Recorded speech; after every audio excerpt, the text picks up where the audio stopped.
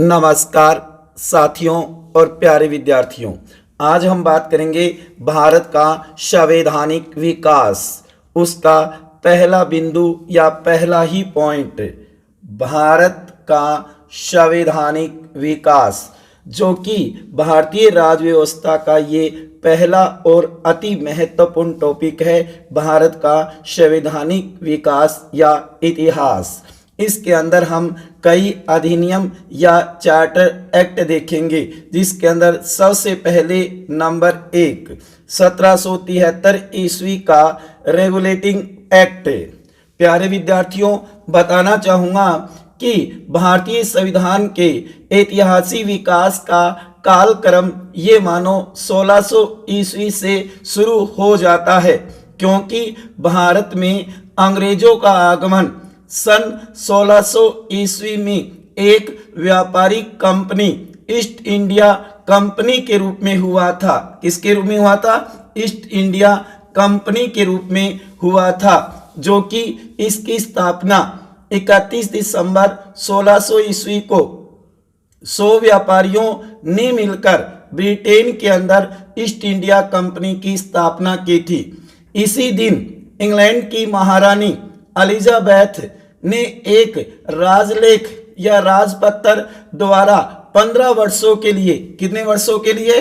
15 वर्षों के लिए ये मानो कि व्यापार की अनुमति या अधिकार दे दिया कि आप जाओ भारत, अफ्रीका, दक्षिणी पूर्वी एशिया के देशों में आप व्यापार कर सकते हो।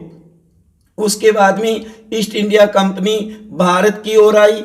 इसके लिए सबसे पहले भारत आने वाला अंग्रेजी राजदूत विलियम हॉकिंस कब आता है? 1608 में आता है, जहांगीर के समय। उस समय सम्राट कौन होते हैं? जहांगीर होते हैं उस समय। हाँ, उसके बाद में आपने सुना भी होगा 1615 में सर थॉमस रो भी आता है, जो अजमेर में जहांगीर से मुलाकात करता है। तो कहने का मतलब यही है कि भारत में जो ईस्ट इंडिया कंपनी का आगमन हुआ वो एक प्रकार से व्यापारिक कंपनी के रूप में हुआ था। उसके बाद में देखा गया कि 1757, जो कि 1857 की क्रांति से 100 वर्ष पूर्व, ये मानो 23 जून 1757 को पलासी का युद्ध हुआ था, जो कि बंगाल के प्रथम गवर्नर रॉबर्ट क्लाइव व बंगाल के नवाब सिराजुद्दौला के मध्य हुआ था। और कहा जाता है कि इसमें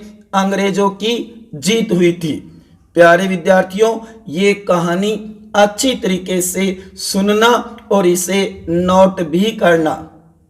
उसके बाद में 1764 के अंदर बक्सर का युद्ध हुआ था, 22 अक्टूबर 1764।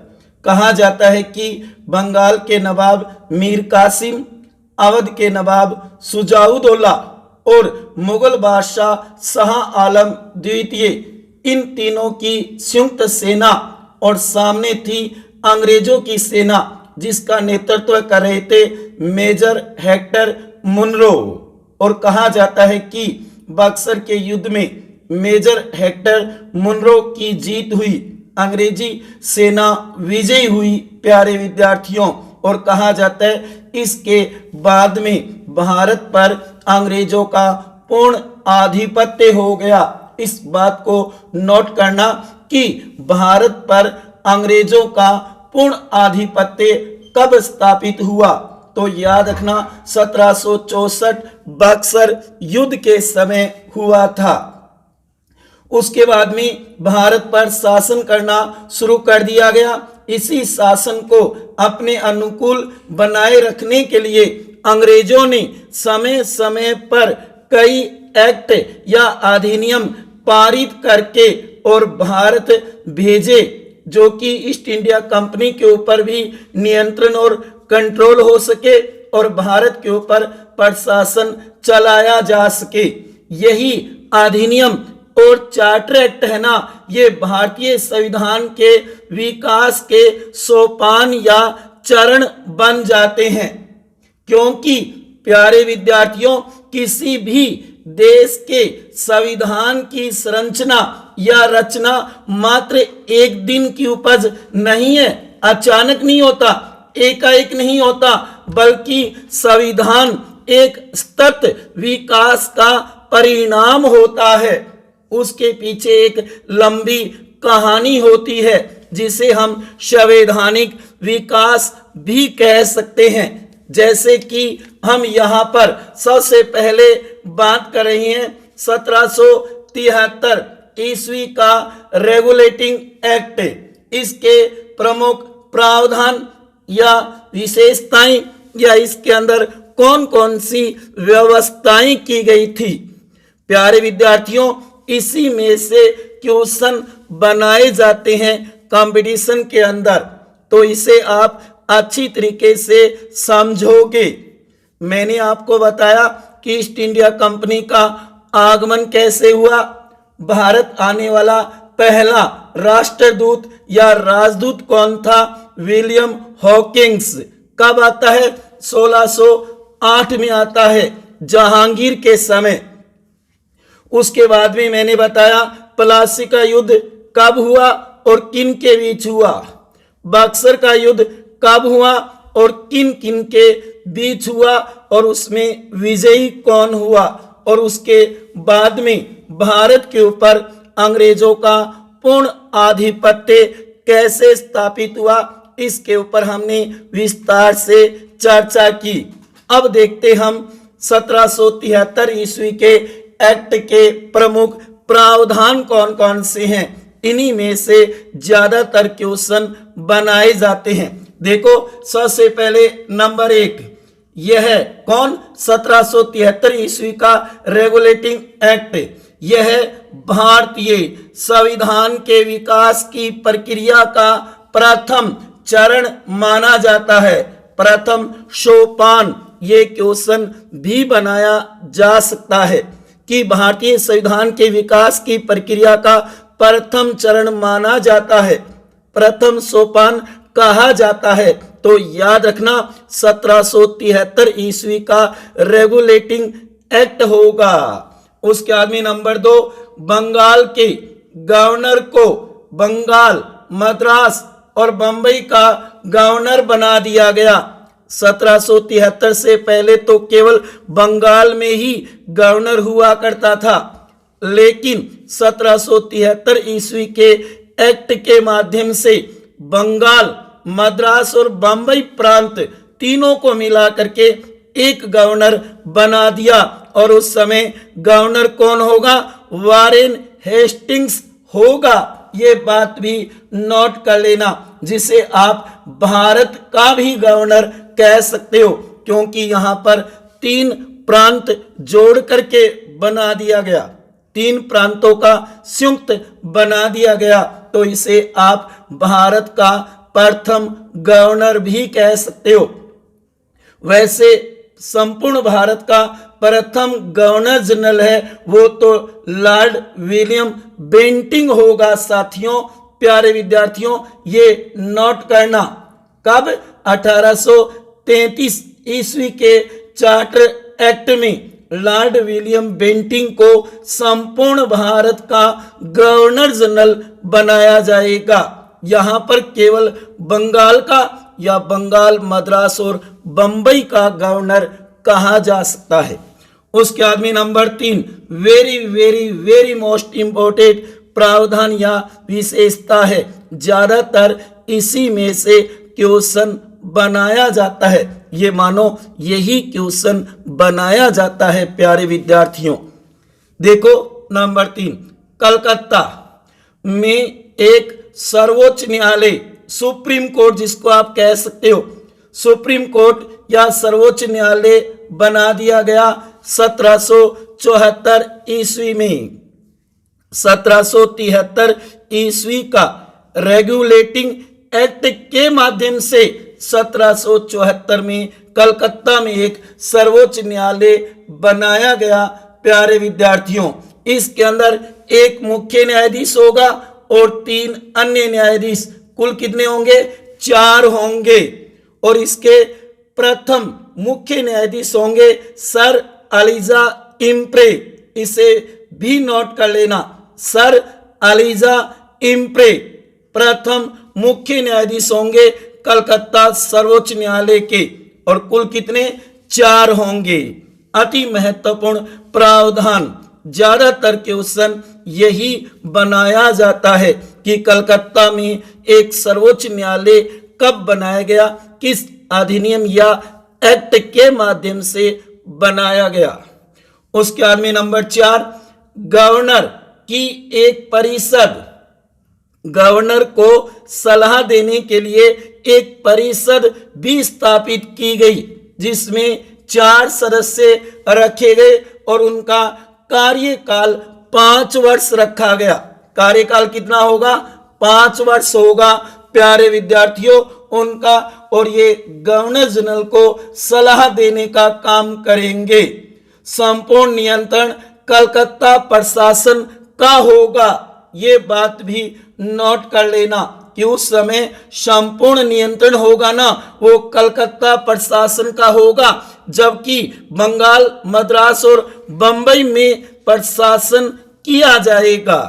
उसके बाद में नंबर 5, इसके माध्यम से मतलब है 1773 ईस्वी का जो रेगुलेटिंग एक्ट है ना, इसके माध्यम से भारतीय प्रांतों के एकीकरण की प्रक्रिया प्रारंभ हुई थी, क्योंकि यहाँ पर बंगाल, मद्रास और बंबई को जोड़ दिया गया था, एकीकरण कर दिया गया था। वैसे तो हम देखते हैं कि भारत में एकीकरण करने का श्रेय सरदार वल्लभ भाई पटेल को जाता है, क्योंकि उन्होंने देशी रियासतों का एकीकरण करके और एक भारत संघ का निर्माण किया था। लेकिन ऐसा क्वेश्चन भी आ सकता है कि भारतीय प्रांतों के एकीकरण की प्रक्रिया कब प्रारंभ हुई, एकीकरण की प्रक्रिया कब प्रारंभ हुई थी? तो याद रखना 1773 ईस्वी का जो रेगुलेटिंग एक्ट था ना, उसके माध्यम से हुई थी प्यारे विद्यार्थियों। और ये भी ध्यान रखना कि ये रेगुलेटिंग एक्ट ब्रिटिश सरकार के द्वारा कब पारित किया गया था?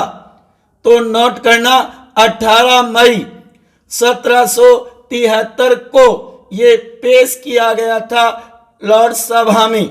उसके बाद में 10 जून 1773 को ये पारित हुआ था, और उसके बाद में कहा जाता है कि 19 जून 1773 को ये लागू कर दिया गया था। इससे जुड़ी हुई कुछ महत्वपूर्ण बातें भी नोट कर लेना, कई बार इसमें से भी क्वेश्चन बना दिया जाता है।